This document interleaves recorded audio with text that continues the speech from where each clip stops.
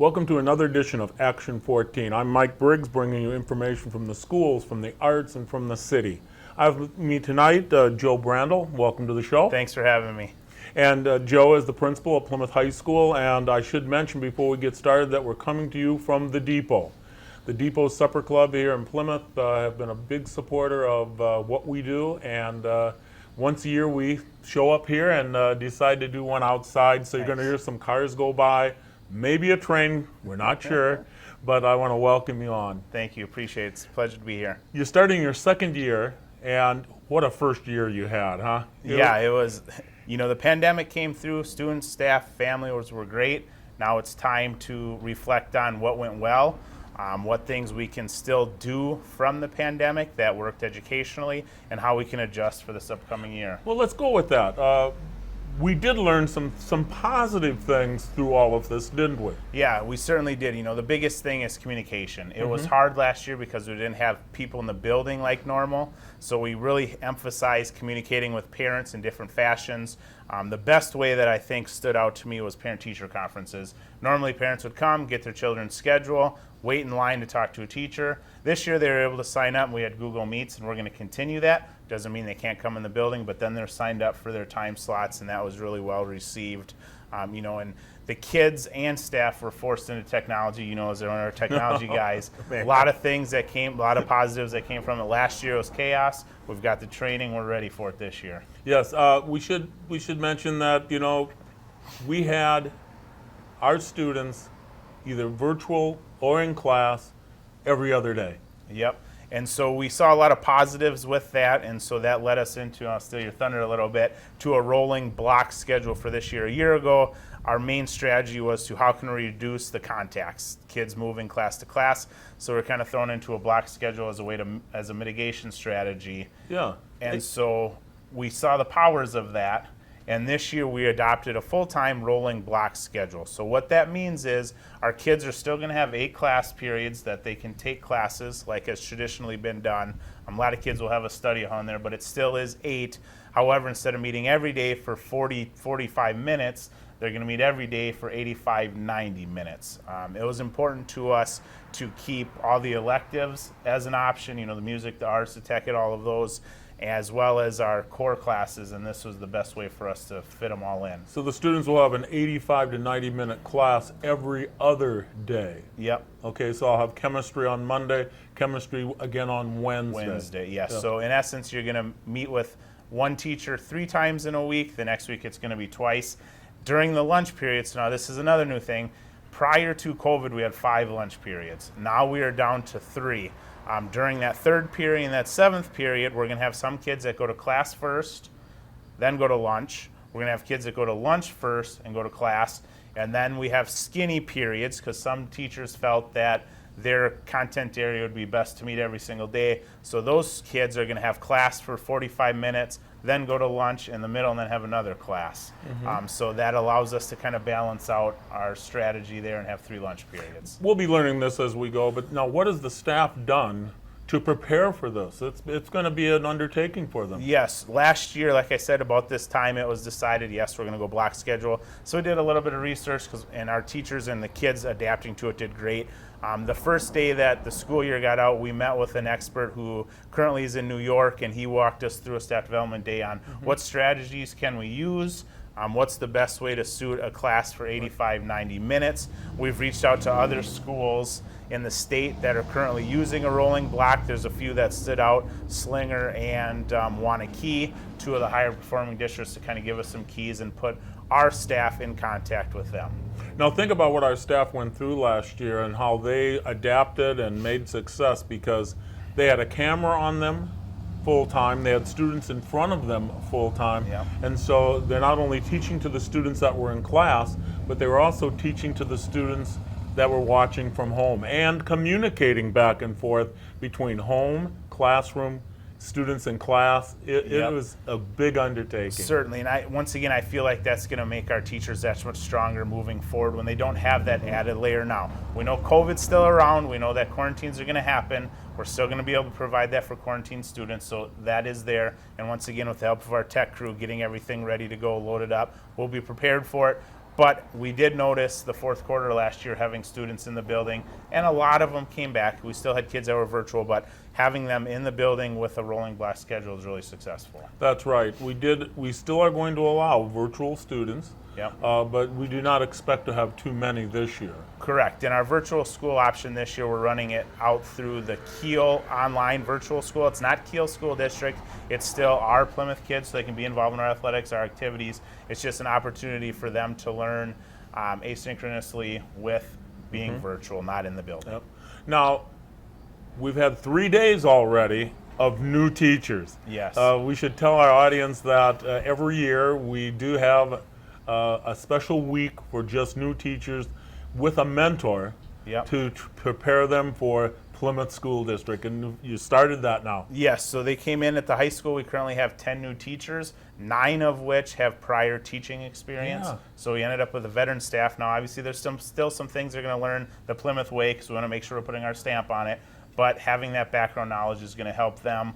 This year, we were fortunate enough, and this speaks volume to not only the Plymouth schools, but the community, to have a handful of our alumni teaching elsewhere come back and are currently teaching now with us in Plymouth. It is rather odd that we have ex-students, students that graduate from Plymouth High School, have been in the working world for up to a decade, Yeah. and an opportunity came, we're coming back to Plymouth. It coming says back. something about our high school and our community. Yep, certainly. And for us, it's to show our current students it's okay that you end up coming back. It's okay to go out, right? Learn your lessons and do, but Plymouth is always home, and I want to be Plymouth family. And this just shows that's what's been happening here, and we're going to keep that tradition going. Now, we do have probably 20 new teachers, half of them at the high school, so it's Yeah. nearly half. So it's going to be a big year, but because you have so much experience with these new teachers, it's going to be okay. Yeah, we're excited, and as we talked, half of them already have experience in the block schedule, so they came to us with their own background knowledge and training, so they'll be helping our staff out that maybe isn't quite as sure, and they've already started doing that, working with departments, and we can't be more proud of the new staff and how they're fitting in. When I use the word mentor, what we ended up doing is that a new English teacher will have an existing English teacher with experience at Plymouth work with them to show them everything from helping with grading, helping them with the way we run things around in the district. Yeah, we give them somebody who they can, kind of relate to and ask questions of. We want everybody to have somebody to go to lean on outside of the administrators or the office staff. So it's really just that initial impact. They've all met each other prior to this week through interviews and then social media and those kinds of things. But our mentors, once again, I can't say enough. We worked with them on here's what we are expecting of you. And then again, the biggest message is if there's something that you're not sure of, make sure you help the new teacher, because they're going to have that question as well. Yeah, it's going to be a fun year, is my belief. Yes, Yes. we're looking forward to it. Now, we should mention that community ed is picking up the pace, and now we're again opening up the doors, if I will. Yep, and all summer, I can't thank our custodians, our office staff, the district office. They've been there all summer. A lot of times that stuff goes unseen because it's not during the school year, but that has allowed us for community ed to get going. And if Kathy Murray was here, she'd be excited to let you know there's more opportunities now than there were a year ago. Please make sure you're checking out their website. We want as many people to use the high school facilities as we can, because it's phenomenal. That's right. And so we have everything from walking to gathering to yoga. It's Yep, all to happening. swimming, and Yep. it's all going live. Yep. Well, let's talk about swimming, and let's talk about the other sports that are happening. We're full go right now. Yep, as of August 16th, every fall sport is going. One that I want to make sure I mention, girls golf. It's the first time we've had it in Plymouth High School history. So we're excited for more opportunities for our kids. Seeing the students around campus lets us know it's time to gear up educationally, but to see their smiles and things as they're getting ready for their athletic competitions is great. We all know that being involved in the school, whether it is sports or theater, etc., makes for a better student. The grades are better. Certainly, and our goal is to get kids involved, every kid to have a place, and coming from a smaller district, we have a lot of opportunities here. One of our new hires is going to be our one-act play and our fall play, and he's excited to get started with tryouts, and he can't wait. And of course, just more opportunities for our kids. And I know the band people are all warming up and getting ready. We have a new band person at the middle school and also teaches a class at the high school. Yep. And working with Corey and getting things all together. Yeah, it's, like I said, September 1st is right around the corner. We don't wish it too soon. We want people to enjoy their summer, but it's coming, and it's fun to see kids on campus. Yes. Well, I certainly want to thank you for coming on, and we're going to be preparing our students for, we hope, a complete full year. Yes, our goal last year was just make sure we stay in classrooms, and we're going to have the same goal this year, work on those strategies and hoping for the best. And I think some of the changes that have happened in the last 2 years just made us stronger. Good, good. Thank you again. Awesome. Appreciate it. Again, we're coming to you from the depot, and when we come back, we're going to be talking with the city. I've got Jordan Skiff in the house now, and we'll put him in the hot seat and give him some tough questions, okay? Stay right with us. You're watching Action 14.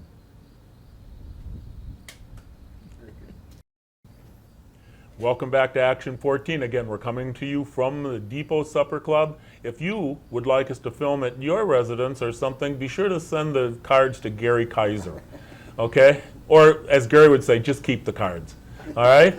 I have with me now Jordan Skiff, City Administrator for Plymouth, and I want to welcome you to the show. Thank you very much. You're still kind of new on the job. You're still learning what's going on, but it has to be exciting seeing what's happening in Plymouth.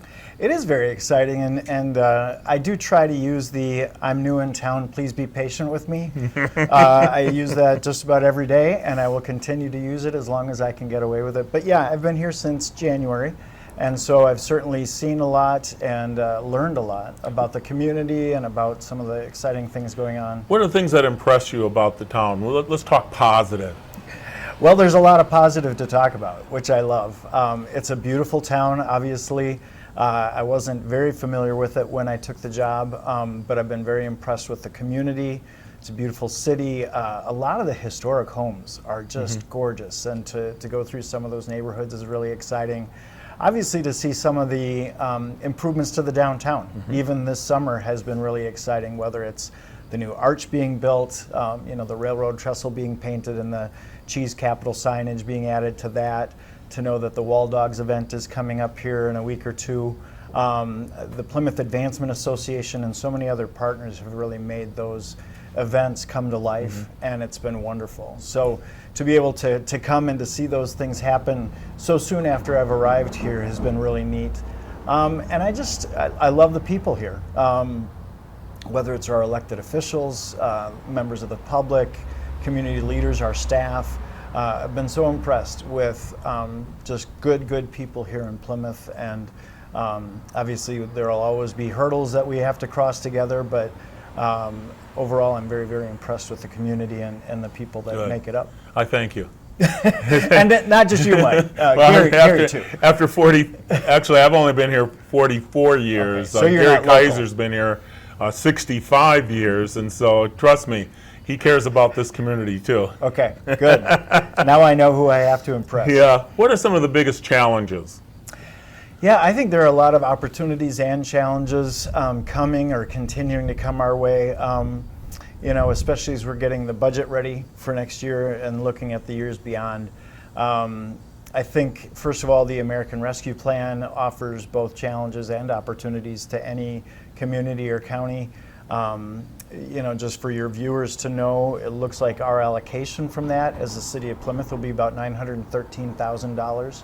So that's a big infusion of money that we have at our disposal. We have several years to spend it, so we're trying to be very meticulous in how we go about planning for that. There are guidelines that have been provided, but a lot more detail remains to be received yet from the federal government on how that's going to be spent.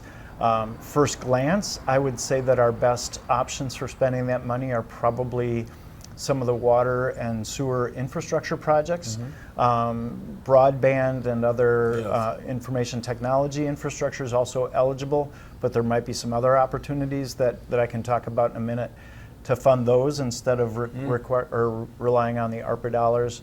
And then there's also some revenue recovery. Plymouth, like every other community, lost out on some revenues and had some extra expenses because of COVID. Right. And obviously that's one of the big intentions with ARPA is to kind of help communities recover from that. And so we're still working with the council, the city council, to come up with a plan for the best use of that money. Also, there are other grant programs that are getting extra funding through ARPA as well. And so Okay. we just want to be very aware of that and look for all sorts of grant opportunities that we might qualify for to help in those areas as well. So a lot of exciting things, but a lot of work comes from that as well. We have some challenges too coming down the road, though, don't we? We certainly do. So one of the big hot topics that I've heard about in my 8 months here has been the dam.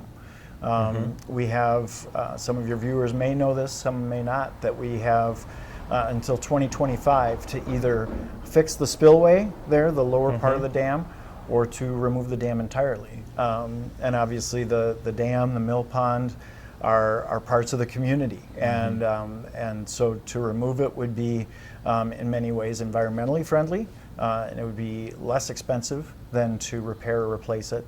But that's also, again, part of the community, and so that becomes a political and a community decision, not just a financial one or an environmental one. So we do plan to probably early next year have a consultant or maybe even 2 consultants, one from kind of each side of that discussion, help us out, just provide some more details of what the plan might be for that option, what some of the costs might be, the pros and cons. And then really, I think it's going to be the communities and the city council's decision about which direction to go with that. So that's obviously a challenge. Another challenge and opportunity all rolled into one is that we have what's called a TIF district. So tax incremental financing.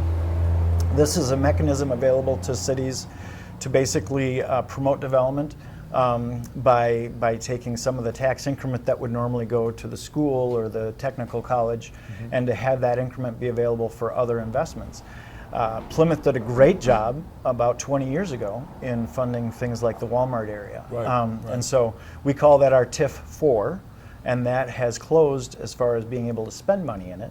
And now we're going to start seeing the financial benefits from that. That could be used for housing, affordable housing. That could be used basically just to make our overall budget better. And that might free up some funds for additional projects. And so, again, similar to ARPA, it brings some opportunities, but then we also want to be very smart in how we go about doing that. One of the opportunities I hope coming down the street is the fact that from Fond du Lac, where you did work, to Plymouth, we are going to have a highway very, very shortly. I know of 4 lanes through Sheboygan County by the end of September, and then next year, hopefully, we will complete and have 4 lanes all the way to Fond du Lac, and that may help the community here in Plymouth because people can get here, trucks can get here. Absolutely. That's one of the first things that the Mayor Pullman talked to me about when I was selected for this position was the opportunity that that project brings to Plymouth. Selfishly, my wife and I live in Mount Calvary. I bring that road, or I would bring that road every day into work, especially if it was 4 lanes the entire way. And so I'm looking forward to it from a personal perspective. And also being from Fond du Lac before, I'm looking forward to seeing that segment of the project done and just that whole stretch beautifully done and very efficient.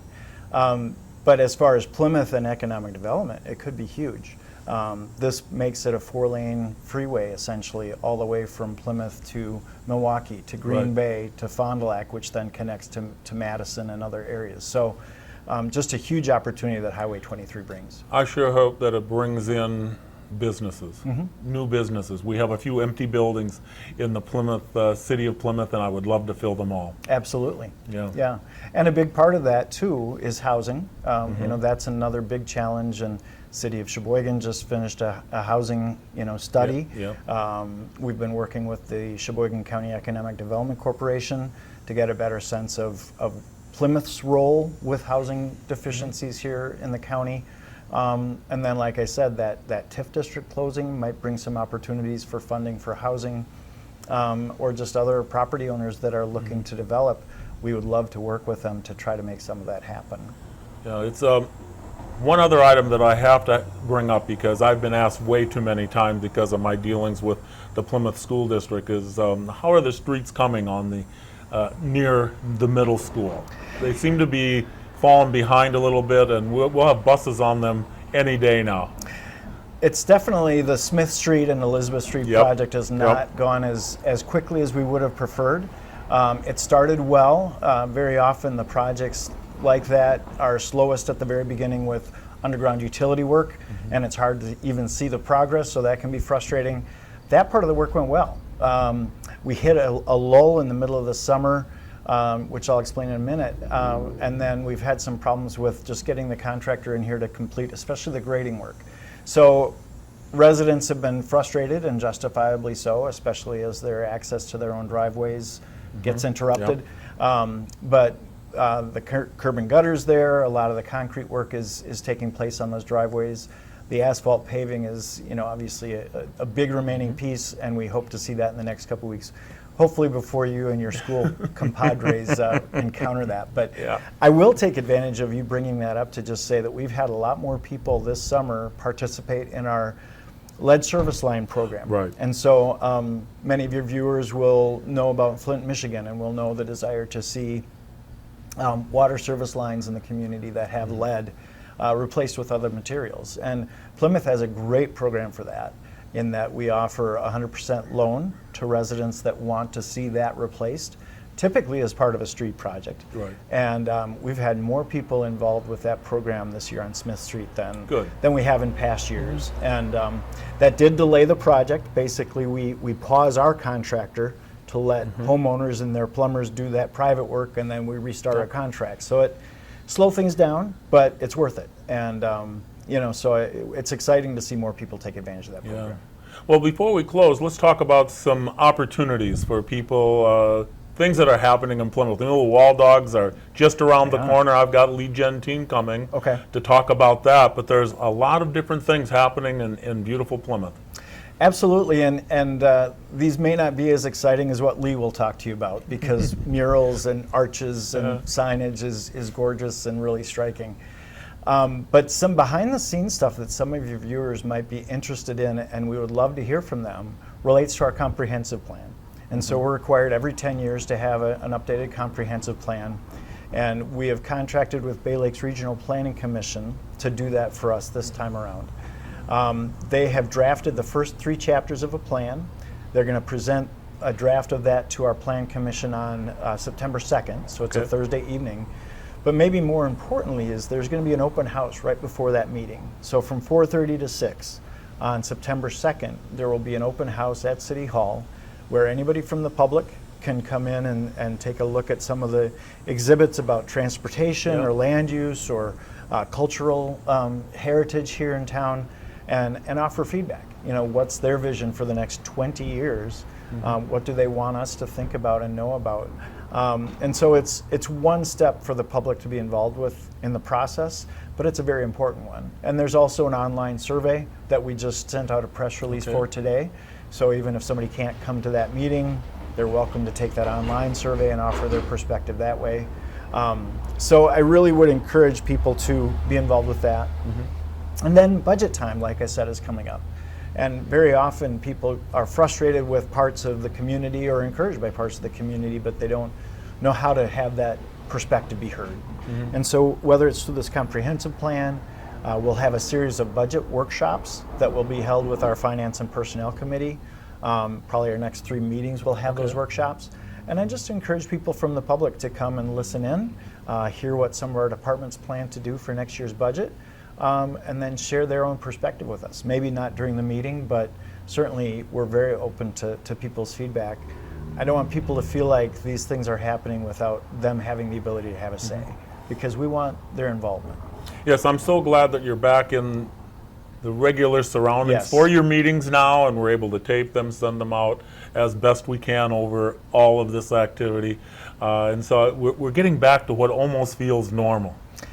People haven't used the word normal with me too much in my life, but thank you. I'll take that for what it's worth. Yeah, because it's going to, but we have a lot of challenges though. Right.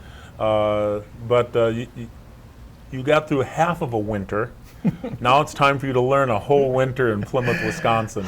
Well, and being a Wisconsin native, I'm not too worried about that. But yes, Okay. I'm sure Plymouth will have its own. Yeah. I haven't seen the big cheese drop on New Year's, so That's also part of it. You've got to I be might part of need to that. do that. Yeah, Yeah. We've had some.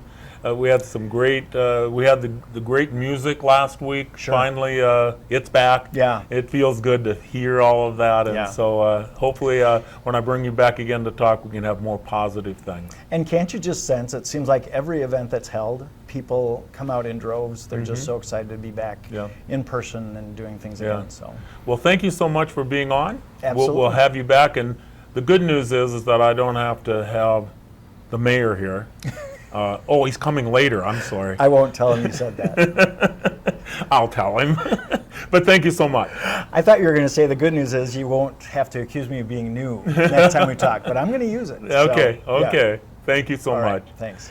When we come back, we're going to have Lee Gentine talking about the Wall Dogs coming to Plymouth. We've got 21 murals, and we're going to get 4 more. So stay right with us. You're watching Action 14 coming from the depot.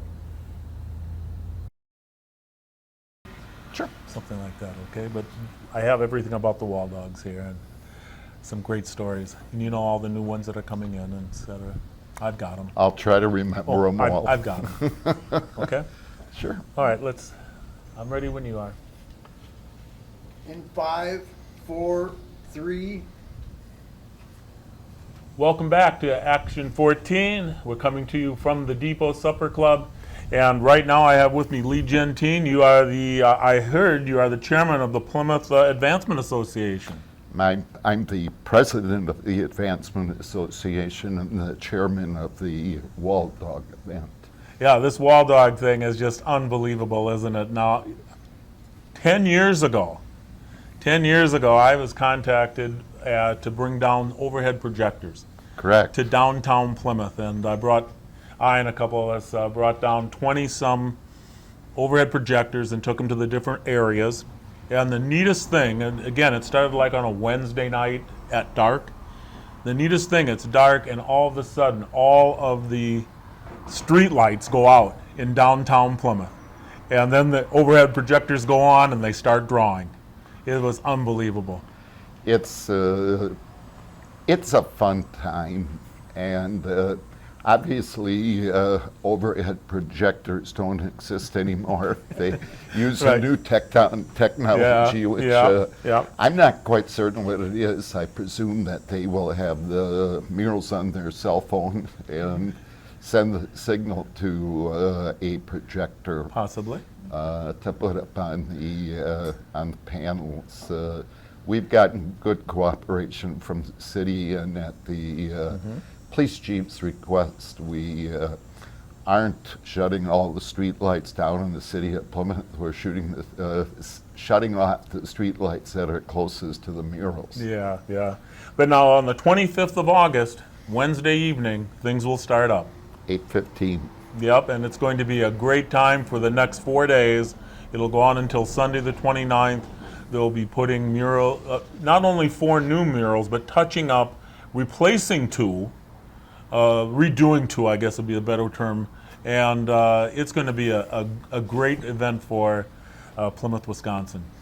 Yeah, actually, we like to consider this being 7 new murals, because even the ones that are being touched up, which is the county fair mural, that's being put on panels now, Okay. and it won't look exactly like the one that's currently on the north side of the Division Street Marketplace.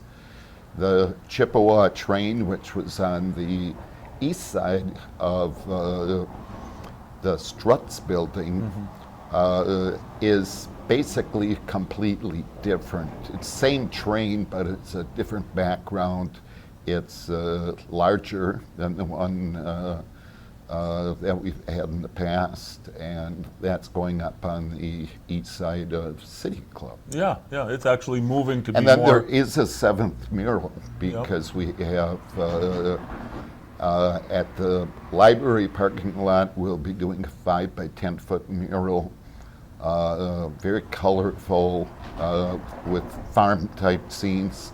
That one will have kids involved. There could be, when I say kids, the kids could be as old as high school age. And I think some of the adults who attend the event will be able to meet some of the other artists, and they may request help as well.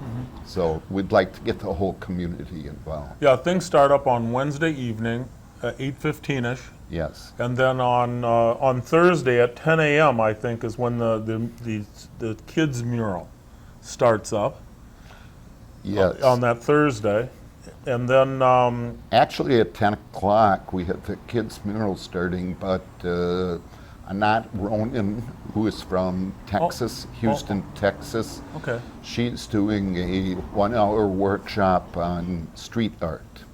So she's going to start to show people how to create a 3-dimensional street art so that when you're looking at it, whatever she designs literally looks like it's coming out of the concrete. And on Saturday, she's doing a 1.5-hour workshop, which will be on Division Street itself. Okay. Yeah, now let's move to Friday. They're not only going to be working on the kids' mural, but there's going to be an outdoor movie. Yes, Shrek is showing at 7:30 at night, but during the day on Friday, Leslie Yakman has organized a number of high school students, and we're going to have face painting. We're going to have all sorts of other ground-type games that kids can participate in. And then on Saturday around 10 o'clock, I think we're going to the dogs, aren't we, or something? Yes, so we have the street art that's going on at 10 o'clock. We also have a dog parade, which I'm trying to remember. I think it starts in Stair Park. It does. It's going to march right down the middle of Mill Street so that we can drive the police chief crazy about it. Actually, it'll be on the sidewalk. So. But now on Saturday evening, the Art Center is having a silent auction happening. Yeah, there's multiple things going on with that auction. The library has, I think, about 25 or 30 chairs. Chairs, yeah, painted chairs. Children's library chairs that have all been painted, those will be auctioned.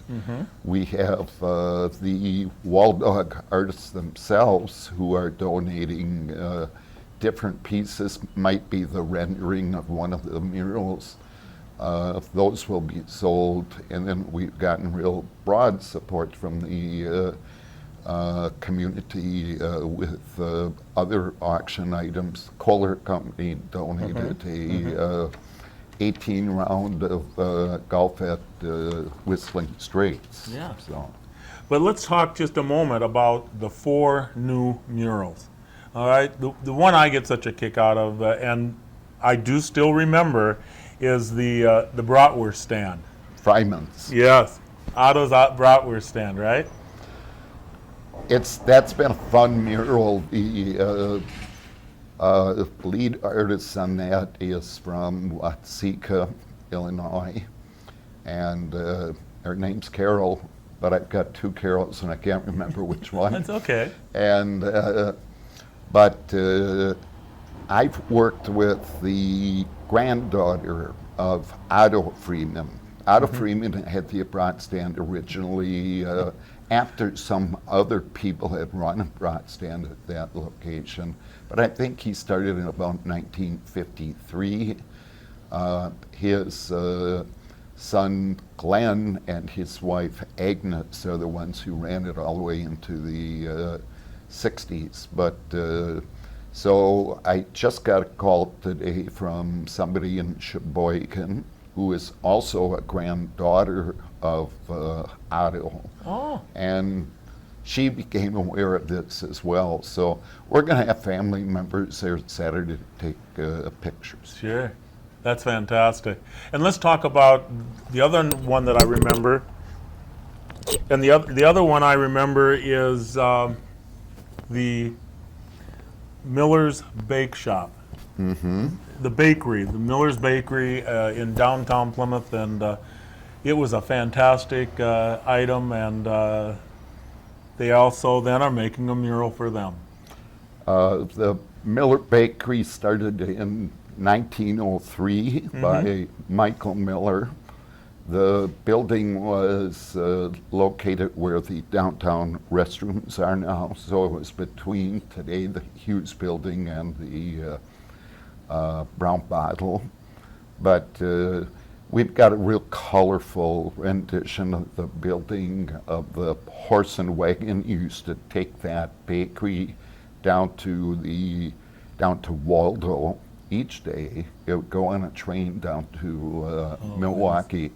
But he made great hard rolls, great crumb cakes, all sorts of different things. And again, we've got probably 8 to 10 family members who are related to Ben Miller and Michael Miller.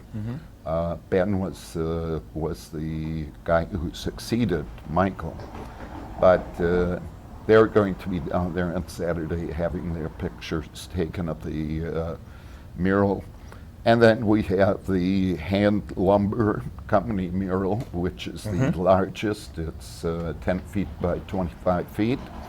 Hand Lumber Company was the largest supplier of lumber in the late 80s and probably for the first 10, 15 years of the 1900s. It was located right next to where we're sitting now. Yeah, yep. And that's going to be done in a shadow box, but shadow box is again this whole idea of 3D art. So it'll create the shadow box and then the mural will be inside it. We have the fire department mural. Oh, yeah, the fire department mural also? Yes, fire department mural is going to include the first fire truck. It's going to include, I think, one of the trucks that we had in 1934. But that one is being done by 3 artists from Minnesota. And they're going to make it special because they've created some of the elements in their studio. They're bringing them here. It will be attached to the face of the mural to give a little bit of dimension. Plus they've hired an artist who is specializes in painting with gold paint, actual paint that has gold flecks in it. It's going to be a marvelous long weekend. It starts on Wednesday the 25th and ends on the August 29th on Sunday. And so the final touch-ups will be to the murals on Sunday morning. Yes, those will be touched up, and we have 2 artists. One is the actual president and founder of the Wall Dogs, Nancy Bennett. Is from way southern Iowa. And we have Andy Goretsky, who is coming from Tomahawk, Wisconsin, and they will spend their entire week touching up 10 of the murals where they're just peeling or they faded real poorly over the past 10 years. It's coming Friday for anybody who really wants to have fun. They could join myself and 2 other guys because we have to wash all of those murals. Okay. Yeah, it's going to be a great time. Before we go though, I just want to say that what a great event we had just a few weeks ago when the cheese capital of the world was unveiled on the arch. That was a wonderful tribute to the cheese industry, and it was a long time coming. I mean, it's something we had talked about nearly 2.5 years ago. The Redevelopment Authority was supportive. The Plymouth Advancement Association took over the project to facilitate the fundraising that's necessary. And now it's complete. Yes. And there's lettering on both sides, and it's a beautiful entrance into downtown, It certainly is. as well as exiting. Yes. Well, I certainly want to thank you for being on. If someone wants to be involved with the Plymouth Advancement Association, they need to contact you, Lee, because you are the head of it, and you can help them discover how this can help Plymouth, how they can donate, how they can make it all possible to continue the growth here in Plymouth. Yes, they can contact me, or they could contact Jackie Jarvis, who That's is right. the vice president, and she's facilitating a lot of the activities that are going on. Okay, well, thank you so much for being on. I want to thank everybody for watching, and again, we're coming to you from the depot. I want to thank Pat Cadman. I want to thank everybody for that. I thank Pat Cadman for not being here tonight, but PJ Campbell, I want to thank for the depot allowing us to film here.